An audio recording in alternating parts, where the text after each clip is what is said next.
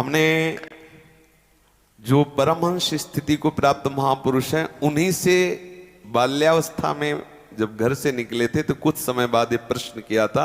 नजबगढ़ स्थान गंगा किनारे है, श्री ओंकारानंद सरस्वती जी उनका नाम था, वो अंतर ध्यान हो चुके। तो उनसे प्रश्न किया था कि महाराज जी, कोई भी शारीरिक काम चेष्टा ना होने पर भी उपासक के शरीर से जो वीर्यपात होता है, क्या उसका ब्रह्मचर्य क्षीण माना जाएगा?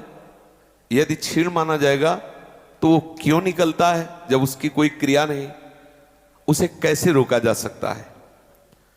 तो जो उन्होंने बताया था उस समय साधारण शब्दों में, वीर्य दो तरह से निकलता है।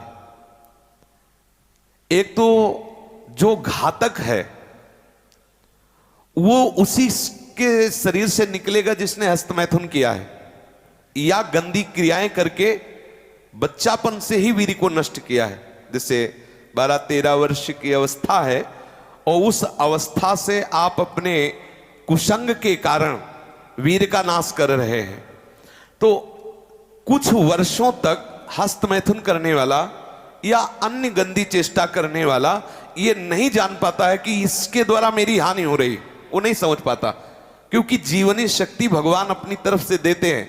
वो बिल्कुल ना खाए और हस्तमैथुन करे तो भी उसको समझ में नहीं आएगा। कुछ समय के बाद जब उसकी स्थायी जीवनी शक्ति से क्षीण होना प्रारंभ हो जाएगा, तब उसे वो लक्षण जो हस्तमैथुन करने से नाश ऐसे उस प्रसंग में बताया गया, वो लक्षण उसके जीवन में उत्पन्न होने लगते हैं।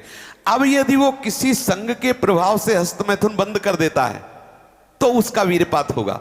अगर वो 3 दिन में वीर्यपात करता रहा है तो 3 दिन में वीर्यपात होगा, पक्का होगा, क्योंकि उसका अभ्यास बन गया है। 2 तरह का ये वीर्यपात माना जाता है। एक, जैसे आप ठीक दिनचर्या से चल रहे हैं, आपका खान पान संयम सब ठीक। पहली बात तो ये है कि जिसने कभी हस्तमैथुन आदि के द्वारा वीर्यपात किया ही नहीं, उसका असली वीर्य कभी वीर्यपात होगा ही नहीं। बात पक्की समझ लेना, ये जीवन के अनुभव की बात करें, इसमें मतलब क्यों में लगाने की जरूरत नहीं, आप खुद देख लीजिएगा।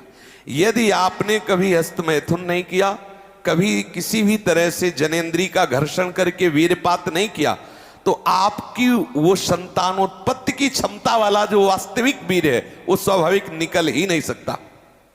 यदि आपने मार्ग दे दिया है फिर उसके निकलने का मार्ग हो गया है। तो एक होता है, परमहंस जी ने बताया कि एक होता है कि आप सो रहे हैं और आपको बिल्कुल पता नहीं, मतलब बिल्कुल कोई काम का संकल्प नहीं, कोई क्रीड़ा नहीं, और आप जगे, आपको ऐसा लगा कि वीर्यपात हो गया, वो दोष नहीं है।